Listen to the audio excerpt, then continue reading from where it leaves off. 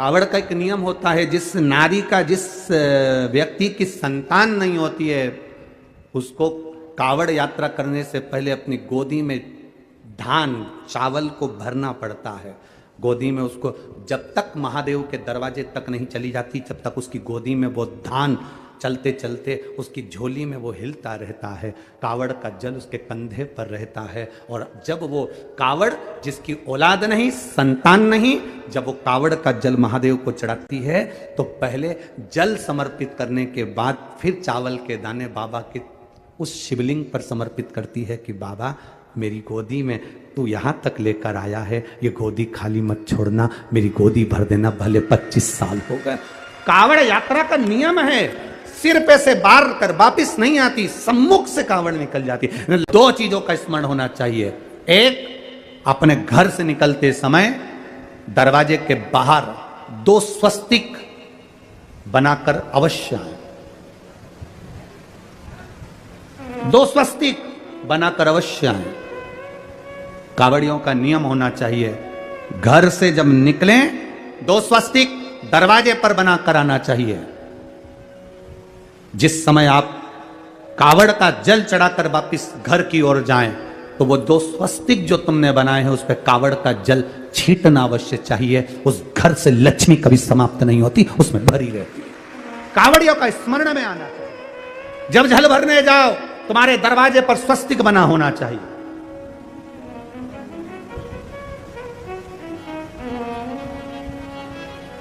तुम्हारे दरवाजे पर 2 स्वस्तिक का स्मरण होना चाहिए। मेरा शिव, मेरे गोरा, मेरा गणेश, मेरी रिद्धि, मेरी सिद्धि, मेरे देव नारायण, लक्ष्मी, राम, सीता, मेरे कृष्ण, मेरी राधा, सब वहीं पर विराजमान हो जाए, सर्वस्व वहीं।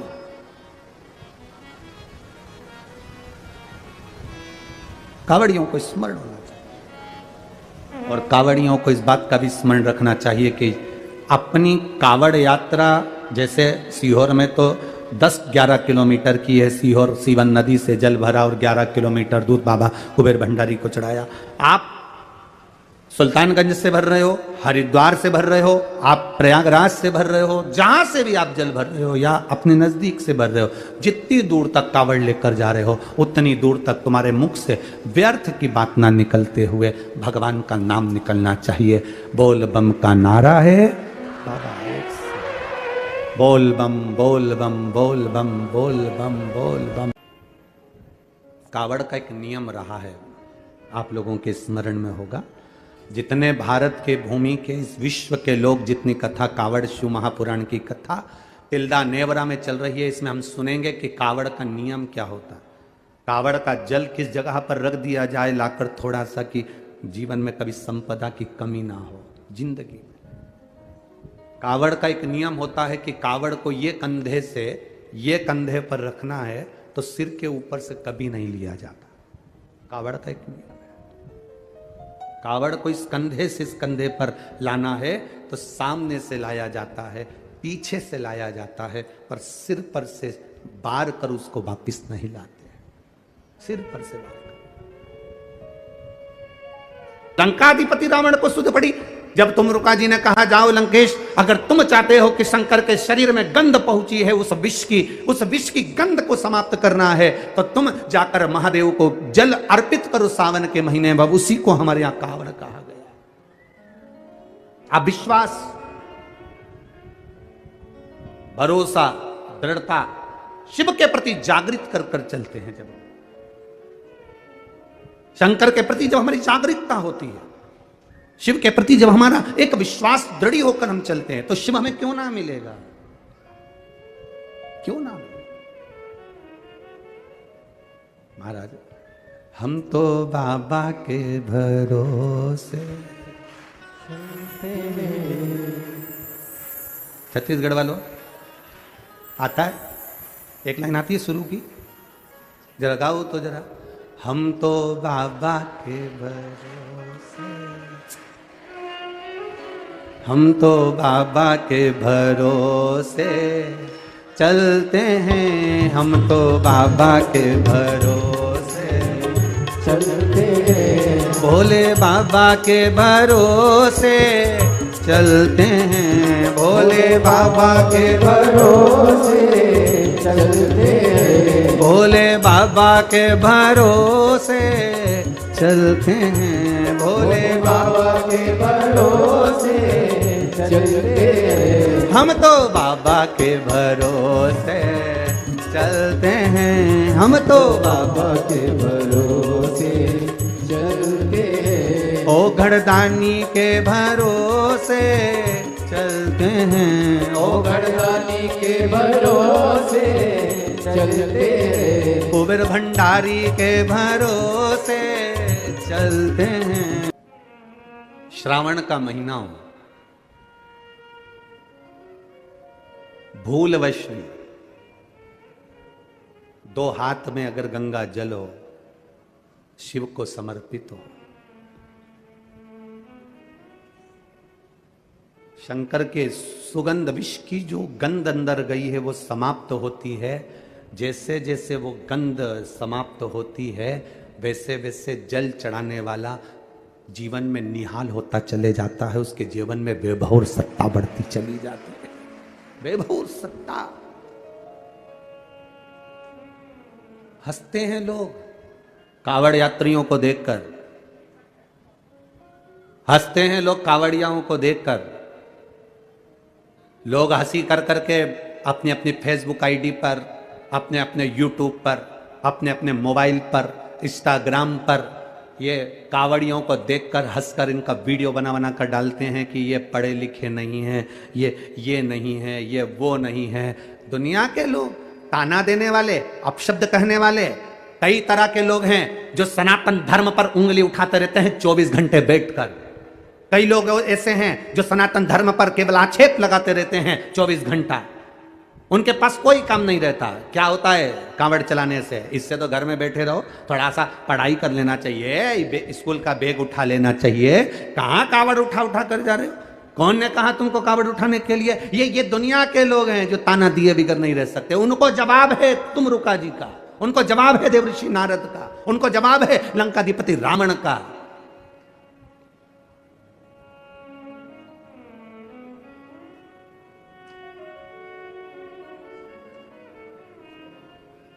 कि कांवड़ चलने वाला व्यक्ति,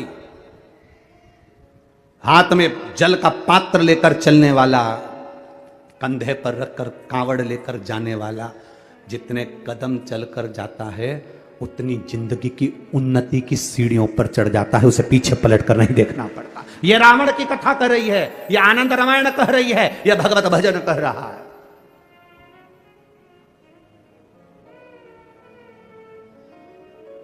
हंसेंगे दुनिया के। ये आप कथा में आए हो ना, तिल्दा नेवरा में पहुंचे हो तो लोग हंसेंगे। अभी रायपुर में सुन ली तुमने, भिलाई में सुन ली तुमने, और कहाँ सुन ली थी रे? सुहेला सुन ली तुमने, भाटा पारा सुन ली तुमने। इतनी सारी सुनने के बाद आखिर छत्तीसगढ़ वालों को हो क्या गया? इनको कौन सा बुखार लग गया? ये फिर इतने आ गए।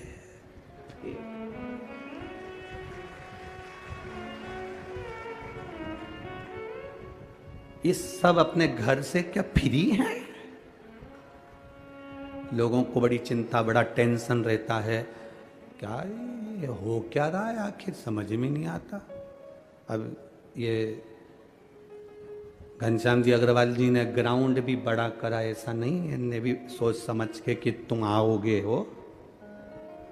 पर जितनी भी सोच, जहाँ जहाँ कथा बाबा की होती है और भोलेनाथ जी की जो कथा होती है, लोग अच्छे से अच्छा करना चाहते हैं, बड़े से बड़ा पंडाल लगाते हैं, बड़े से बड़ा ग्राउंड ढूंढते हैं। पर उनको बताएं कि क्या बताएं? वो कहते हैं गुरुजी हमने तो सबसे बड़ा ग्राउंड करा था, अब हम क्या कर सकते हैं? हमने कहा तुम कुछ नहीं करते, बाबा का काम ही ऐसा है। जैसे एक मुट्ठी चावल कुकर में रख दो बनने के लिए, वो पूरा कुकर भर देते हैं। उसी तरह ये शिव पुराण भी ऐसी है, इसके लिए जितनी जगह ढूंढो ये चावल की तरह फैल जाती है। ये है ही ऐसे। उसके भक्त, उसके भजन करने वाले, उसके स्मरण करने वाले, उसका कीर्तन करने वाले, उसका मंत्र जाप करने वाले और उसके सहारे जीने वाले, वो साधारण नहीं हो सकते। लंकाधिपति रावण ने कहा कि मेरे प्रभु के ये विष की जो गंध उनके शरीर में चली गई, वो गंध कैसे समाप्त हो, वो कैसे उनके अंदर वो समाप्ति का हो? तो कह दिया सावन का महीना हो, हाथ में गंगा जल भरा हो, रावण लंकेश दशानन दसग्रीवा, जाकर शिव को चढ़ाया जाए, शंकर को। हाँ, शिव को चढ़ाया जाए। जिसके पास में भजन की दौलत होती है, जिसके पास में शिव नाम की दौलत होती है, जिसके घर में लोटा पानी चढ़ाने का, जिसके घर में एक लोटा जल चढ़ाने का है, जिसके घर में शंकर जी को चढ़ाने के लिए जल है, समझ लेना कि दुनिया की सबसे बड़ी दौलत तुम्हारे पास में है, फिर तुम कभी खाली नहीं हो। जिसके घर में तिजोरियां भरी हो, जिसके घर में अलमारियां भरी हो, जिसके घर में वस्त्र भरा हुआ हो, जिसके घर में अनाज भरा हुआ हो, और उसके घर का एक व्यक्ति भी अगर शंकर के मंदिर में जाकर एक लोटा पानी नहीं चढ़ा सकता, समझ लेना कि ये पूर्व का आज काट रहा है, पर जब दूसरी बार इसका जन्म होगा तो ये दरवाजे पर किसी के भिक्षा मांगता हुआ खड़ा होगा, पर ये भगवत भजन में कहीं नहीं रम पाए। अब अगर आपके घर में एक तांबे का लोटा, एक साधारण सा पात्र है शिव को जल चढ़ाने के लिए, एक लोटा जल आपके पास में शंकर को जल चढ़ाने के लिए, जरा विचार करिएगा। लंकाधिपति रावण को जब विद्वत्ता के अनुसार लंकापति रावण को यह ज्ञात हुआ कि मेरे महादेव ने मंथन का विष पिया है, मंथन का विष पिया, शंकर जी ने विष पिया, चल गया। शंकर भगवान ने विष धारण किया, चल गया। पर शंकर भगवान ने विष पीने के पहले जब विष का कटोरा उनके पास में आया, वो विष का कटोरा जब शिव जी के पास में आया, तब उस समय पर विष की गंध शंकर भगवान की नासिका से उनके शरीर में प्रवेश कर गई।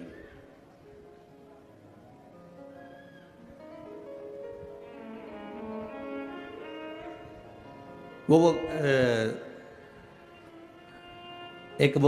ऐसा विक्स का एक ऐसा वो होता है, उसको नाक में ऐसे डालो तो खींचते हैं सर्दी होने पर। क्या बोलते हैं वो तो तुम्हें मालूम होगा, ठीक है। बाम की डब्बी होती है, विक्स की डब्बी होती है, किसी किसी की आदत होती है शाम को सोने से पहले वो थोड़ा थोड़ा नाकों में सूंघ लेते हैं, भेजे में वो चला जाता है सूंघने पर। चलो ये भी जाने दो, एक नया तरह का नशा ट्रेन में जो लोग अपना कपड़ा उतार कर पोछा लगाते हैं, वो जरा जरा से लड़के बच्चे ट्रेन के अंदर, तुम्हें कितनी दया आती है कि ये ट्रेन में पोछा लगा रहा है, ये ट्रेन में अपना कपड़ा उतार कर हमारे कक्ष को साफ कर रहा है, हमारी बर्थ को साफ कर रहा है, हमारे कोच को साफ कर रहा है। उस बच्चे को किसने कहा कि तू ट्रेन में पोछा लगा? उस बच्चे को किसने कहा कि तू ट्रेन में जाकर अपने कपड़े को उतार कर सफाई कर? प्रशासन कभी किसी को नहीं कहता कि तुम सफाई करो, उसने अपने सफाई कर्मी लगा कर रखे हुए हैं, पर वो बच्चा अपने कपड़े उतार कर सफाई इसलिए करता है, तुम 1-2 रुपए दे दो, वो 1-2 रुपए मिलेंगे, कहीं से नशे का सामान लाएगा, रुमाल में उसको डालेगा और सूंघेगा सूंघेगा सूंघेगा, और नशा कर कर कर वो बच्चा एक दिन मर जाता है। और वो बच्चा जो मरता है, जो सूंघ सूंघ कर मर गया नशा कर कर, उसमें मरने में तुम्हारा भी 1 रुपया लगा है, इसलिए तुम्हें भी उस पाप के भागीदार बनना पड़ता है और तुम्हें भोगना पड़ता है। इसीलिए शिव महापुराण की कथा कहती है, बेटी, गाय और लक्ष्मी 50 बार विचार करना कि कहां तुम दे रहे हो। बेटी को देने से पहले विचार करो कि बेटी किसको दे रहे हो, गौ माता को देने से पहले विचार करो कि गाय किसको दे रहे हो, और लक्ष्मी किसी भिखारी के कटोरे में पैसा डालने से पहले विचार करना कि कहीं मदिरा पान में तो नहीं लगाएगा, कहीं मांसाहार में तो नहीं लगाएगा, कहीं जुए में तो नहीं लगाएगा, कहीं गलत जगह पर तो नहीं लगाएगा, क्योंकि देने वाले को रोना पड़ता है। 50 बार विचार करो, उसके बाद विचार कर कर सोचना कि मैं दूं कि ना दूं। अब तुमने, वो बच्चा जो था वो नशा काय से कर रहा था? सूंघने से, सूंघता था और वो नशे में धुत हो जाता। अब वो कौन सा नशा वो करता था कि सूंघ कर पूरा शरीर उसका बेकार हो जाता, शिथिल पड़ जाता, नशे में धुत हो जाता, संभाल नहीं पाता, चल नहीं पाता, बस शुद्ध में लगा रहता। उसी तरह लंकाधिपति रावण को यह ज्ञात हुआ,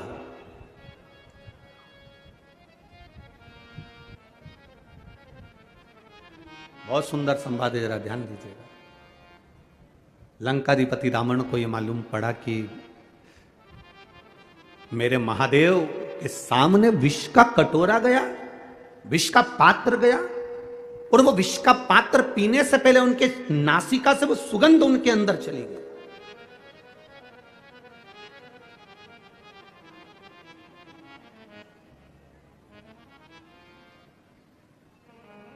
डॉक्टर के पास जाकर कहना, डॉक्टर साहब मेरा पेट बहुत दुख रहा है। डॉक्टर एक गोली देगा, केवल एक गोली दे देगा कि डॉक्टर?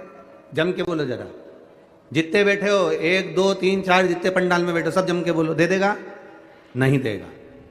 पेट भी दुख रहा है तो डॉक्टर 2 या 3 तरह की गोली देगा। सिर भी दुख रहा है तो डॉक्टर 2 या 3 तरह की गोली देगा। हाथ भी दुख रहा है, डॉक्टर 2 या 3 तरह की गोली देगा। पीठ में दर्द है, 2-3 तरह की गोली देगा। घुटने में दर्द है, 2-3 तरह की गोली देगा। अब तुम डॉक्टर से कह दो, डॉक्टर साहब ये बात तो गलत है, हमारा तो केवल पेट दुख रहा है और तुमने 3-4 तरह की गोली दे दी। एक दे दो ना। डॉक्टर के नहीं, तुमको 2-3 तरह की, ये तुम समझ नहीं पाते। ये जो तुम गोली खाओगे लाल वाली, ये गोली खाओगे तो इसका साइड इफेक्ट नहीं हो, इसलिए तुमको ये वाली गोली पीली वाली दी। पीली वाली गोली खाओगे तो तुमको ये साइड इफेक्ट ना कर जाए, इसलिए तुमको ये हरी वाली गोली दी। एक गोली के साइड इफेक्ट को हटाने के लिए दूसरी दी जाती, दूसरी के साइड इफेक्ट को हटाने के लिए तीसरी दी जाती है। उसी तरह लंकाधिपति रावण ने सोचा कि भगवान देवाधिदेव महादेव विष तो पी गए, पर महादेव ने जो विष का कटोरा सामने आया और उसकी गंध जो इनके शरीर में चली गई, उस साइड इफेक्ट को हटाया कैसे जा सकता है? तब लंकाधिपति रावण ने देव ऋषि नारद को बुलाया। देव ऋषि नारद से कहा, ये आनंद रामायण का बड़ा सुंदर संवाद है, जरा ध्यान रखिएगा। देव ऋषि नारद को बुलाया और देव ऋषि नारद को बुलाकर कहा, नारद बताओ, महादेव की भक्ति में कुछ तो कमी रह गई है। महादेव भले विष पी लिए, नीलकंठ धारी बन गए, पर उनको जो विष की गंध है वो उनके शरीर में पहुंच गई है। मेरे बाबा के अंदर पहुंची हुई वो गंध कैसे समाप्त हो सकती है? जब उनके अंदर की गंध समाप्त हो जाएगी तो मैं जानता हूं कि मेरी जिंदगी भी सवर जाएगी, मैं सोने की नगरी में जाकर बैठ जाऊंगा। तुम बताओ क्या करूं मैं? नारद जी ने कहा, ये मैं नहीं बता सकता। नारद जी ने कहा, मेरे मित्र तुम रुका जी के पास जाओ। तुम रुका जी के पास देव ऋषि नारद ने भेज दिया। लंकाधिपति रावण तुम रुका जी का भजन करने लगे, तुम रुका जी का स्मरण करने लगे। शंकर का कोई उपासक, शंकर का कोई भक्त, शंकर की चर्चा करने वाला, शिव की भक्ति में जनता को, जनमानस को, भक्तों को डुबोने वाला, शिव के स्मरण में रमने वाला, शंकर के मंदिर में रोज एक लोटा जल चढ़ाने वाला, इसका केवल एक सानिध्य मिल जाए, इसका केवल एक दर्शन भी हो जाए तो समझ लो कि तुम्हारी जिंदगी सार्थक हो गई, तुम्हारा जीवन सार्थक हो गया। आज लंकाधिपति रावण तुमरुका जी का दर्शन करे हैं।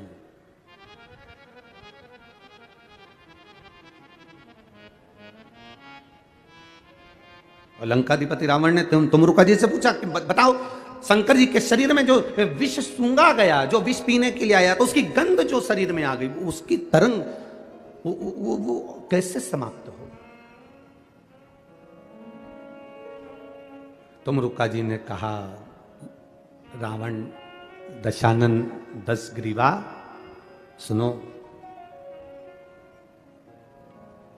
भगवान शिव की कथा कहती है, लंकाधिपति रावण ने भगवान शिव जी को जो विष की गंध भीतर पहुंची, उस भाव से शंकर को जलाभिषेक किया। एक बड़ा सुंदर भाव व्यक्त करता है। हमने पहले भी कथा में कहा, रायपुर की कथा में भी कहा और भाटापारा में भी कहा था, विषम परिस्थिति में किसी के हाथ जोड़ने से अच्छा है, किसी के पास जाकर बैठकर रोने से अच्छा है, देवाधिदेव महादेव के मंदिर में एक लोटा जल धीरे धीरे एक बेलपत्री समर्पित कर कर, बेलपत्री की जो डंडी है बस शिवलिंग पर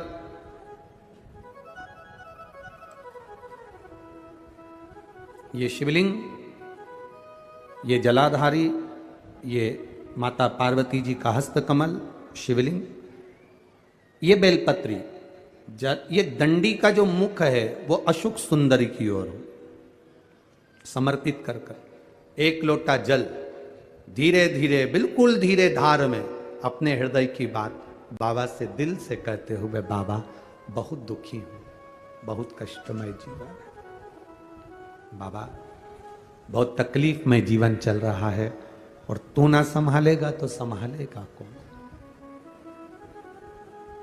त्वमेव माता च पिता त्वमेव बंधुश्च सखा, सब कुछ तो तुमको मान लिया। जब से शिव महापुराण की कथा सुन रही हूं तब से मैंने किसी को नहीं, केवल आपको पिता माना है, आपको भाई माना है, आपको सखा माना है, आपको अपना माना, आपको दादा माना, आपको मैंने नाना माना।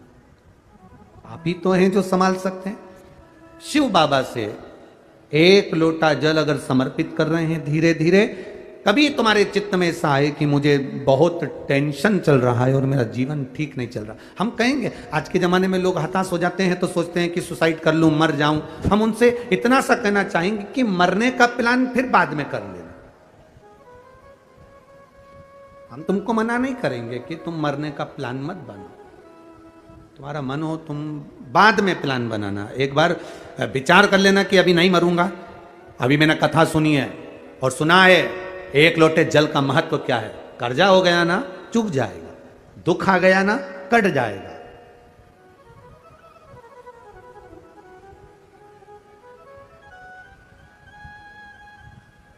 कर्जा भी हो गया तुम कटेगा मिटेगा। मरना उसका कोई एक प्लान नहीं है कि कर्जा तुम मर जाओगे तो कर्जा तुम्हारा चुक जाएगा। ना ना ना ना, कर्जा हो गया ना चुकाएगा बाबा। तुम्हारा विश्वास दृढ़ रखो, अपने भजन के बल को बढ़ाओ, शिव मंदिर में जाने का समय का आनंद पाओ। शंकर जी पे एक लोटा जल चढ़ाओ तो दिल से चढ़ाओ। राम नाम, कृष्ण नाम, शिव नाम जो जप रहे हो उसको दिल से जपो। भगवान की भक्ति दिल से करो। आया हुआ समय, आया हुआ दुख कटेगा, थोड़ा समय लगेगा, धीरे धीरे धीरे धीरे वो कट जाएगा।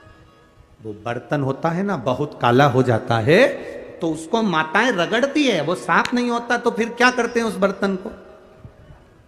अगर बर्तन साफ नहीं हो ना तो फिर उसको क्या करते हैं, उसमें छाछ भर देती है, दही भर देती है, नींबू लगाकर छोड़ देती है, खट्टी चीज से वो साफ हो जाएगा। तो थोड़ा अगर समय लग रहा है और लगे कि तुमको कि ये ठीक नहीं हो रहा तो समझ लेना कि भगवान ने भी कोई छाछ भर दी होगी। भगवान सुन क्यों नहीं रहा, भगवान ने भी कोई दही भर दिया होगा। ये समर क्यों नहीं रहा, ये ठीक समय आ क्यों नहीं रहा, आएगा। थोड़ा बाबा पर भरोसा रखो, विश्वास रखो, सारी समस्या का हल एक लोटा आप बाबा को समर्पित करो। बोल बम का नारा है, बाबा एक उसके सहारे जियो ना। हम क्यों संसार वालों के सहारे जियो। ये तो दुनिया के लोगों ने शंकर भगवान को भय बना दिया। शिव जी क्रोध के देवता हैं, रुद्र देवता हैं, गलत करोगे गुस्सा करेंगे, गलत करोगे ऐसा हो जाएगा। शिव महापुराण की कथा कहती है शंकर भगवान को पशुपतिनाथ कहते हैं। पशुपतिनाथ मतलब पशुओं का भी वो देवता है, साधारण सा नहीं, वो भोला है। उसको क्रोध तो केवल तब आता है जब उसके भक्तों पर विपदा आती है और वो विपदा कटती नहीं, तब मेरे महादेव को क्रोध आता है। हर कभी शिव जी को क्रोध नहीं आता, हर कभी शंकर भगवान को क्रोध नहीं आता। घर में रहने वाली मां को हर कभी क्रोध थोड़ी ना आता है। घर में रहने वाली स्त्री को, घर में रहने वाली बहू को हर कभी क्रोध नहीं आता। जब देवरानी जेठानी में क्रोध कब आएगा, देवरानी जेठानी की झगड़ा होगा तो गुस्सा नहीं आएगी, पति की बात होगी तो झगड़ा नहीं, क्रोध नहीं आएगा। देवरानी जेठानी में लड़ाई होती है केवल औलाद के चक्कर में, बच्चों के चक्कर में। जब अपने पुत्र की बारी आती है और बच्चे के साथ अगर कोई बात हो, अगर जेठानी ने डांट दिया, देवरानी ने कुछ कह दिया, किसी ने कुछ कह दिया, मोहल्ले के लोगों ने कुछ कह दिया, बच्चों के चक्कर में, जब घर की बहू, घर की दादी, घर का बुजुर्ग, घर का बड़ा अपने बच्चों के चक्कर में क्रोध कर सकता है, तो मेरा महादेव भी अपने भक्तों के चक्कर में क्रोध कर जाता है। जब उसके बच्चों को चोट पहुंची, उसके हृदय को चोट पहुंची।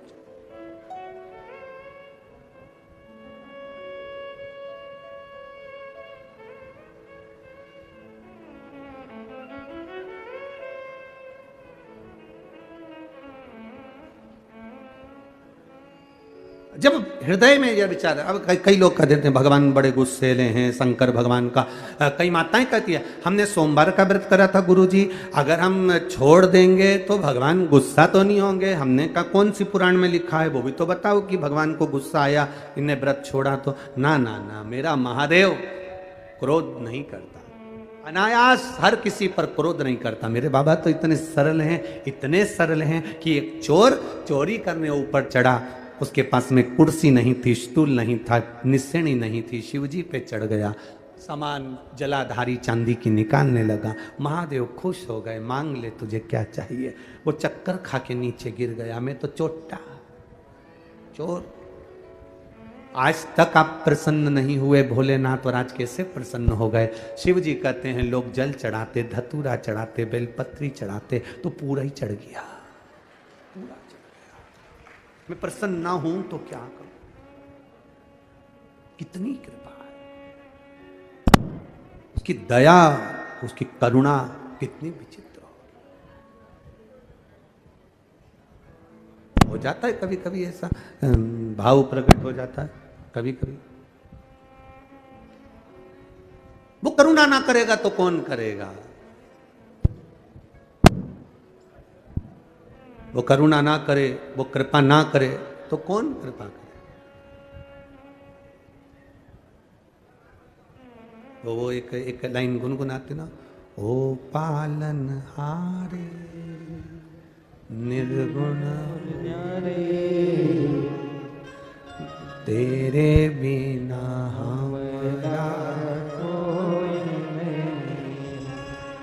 ओ पालन हारे निर्गुण न्यारे, तुमरे बिना मेरा कौन नहीं। हमारी उलझन सुलझाओ भगवान, तुमरे बिना हमारा कौन नहीं। तुमरे बिना हमरा कौन नहीं, तुमरे बिना हमरा कौन नहीं। ओ पालन हारे निर्गुण और न्यारे, तुमरे बिना हमरा कौन नहीं। हमरी उलझन सुलझाओ भगवान, तुमरे बिना हमरा कौन नहीं। कौन है तेरे सिवा? लाखों के दुखड़े जो तू हर गया डमरू वाले, तो मेरे दुखड़ों को देख कर क्यों डर गया डमरू? जो माताएं दूसरों के पास जाकर कहती हैं बाबा जी ऐसा बता दो कि हमारा पति हमारे अनुकूल चले, उन माताओं से निवेदन है कहीं मत जाना। तुम अपने घर में बुजुर्गों का आदर करना चालू कर दो, तुम अपने घर में बुजुर्गों का सम्मान करना चालू कर दो, तुम अपने घर में माता पिता का आदर करना चालू कर दो, तुम्हारा पति तुम्हारे कहने पर चलना प्रारंभ कर देगा। तुम आदर करो, तुम सम्मान करो, तुम सत्कार करो, तुम अगर किसी को अगर सम्मान दे रहे हो तो तुम्हें सम्मान मिलना प्रारंभ हो जाएगा, तुम आदर कर रहे हो तो तुम्हें आदर मिलना प्रारंभ हो जाएगा। अगर हम यहां से आपको श्री शिवाय नमस्तुभ्यम कहते हैं तो लोग पलट कर श्री शिवाय नमस्तुभ्यम कहते हैं। हम यहां से बोलते हैं बोल बम का नारा है, आप पलट कर बोलते हो बाबा एक सहारा है। सारी समस्या का हल सावन के महीने में 2 लोटा जल। अब ये आप पलट कर दे रहे हो, हम आपको कह रहे तो आप पलट कर जवाब दे।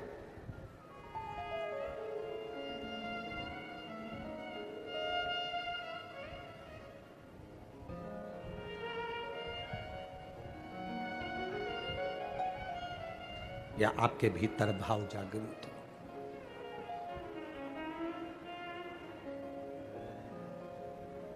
महाराज आपके भीतर जब मिलन की आस, परमात्मा के दर्शन की आस प्रबल होती है, तब परमात्मा को खुद दर्शन देने आना पड़ता है स्वयं।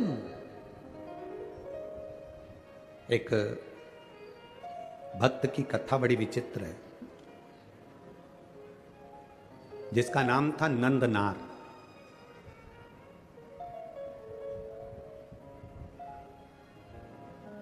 ये नंदनार तमिलनाडु में रहता था। तमिलनाडु के छोटे से गांव में नंदनार रहा करता था। शिव का भक्त था। जरूरी नहीं कि शंकर का भक्त होगा तो बहुत पैसे वाला होगा या बहुत धनपति होगा या बहुत वैभवपति होगा।